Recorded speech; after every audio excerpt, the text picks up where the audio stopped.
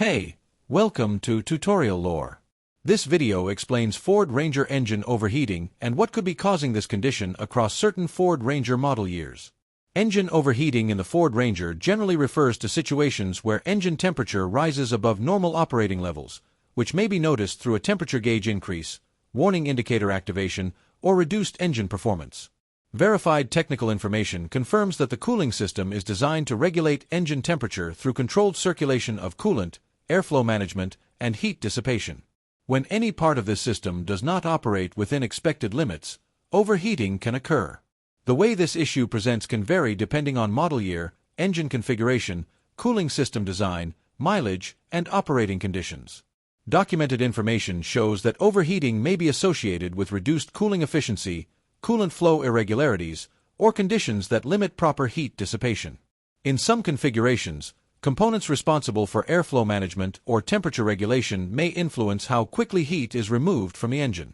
Older generations may experience different contributing factors compared to newer models that use revised cooling layouts and electronically monitored temperature control. This video explains commonly documented causes and patterns. Some cases can vary by model year, mileage, driving conditions, climate, or prior repairs, so this information may not apply to every vehicle. A certified mechanic or dealership should be consulted for vehicle-specific diagnosis. Possible solutions depend on accurate inspection and may include verifying coolant condition and level, checking cooling system operation, and confirming that temperature regulation functions within expected ranges. These steps are general guidance only and are not guaranteed to resolve every situation. Overall, engine overheating in the Ford Ranger is not caused by a single universal issue and can differ across years and engine configurations. Understanding general cooling system behavior can help guide awareness, but proper diagnosis remains essential.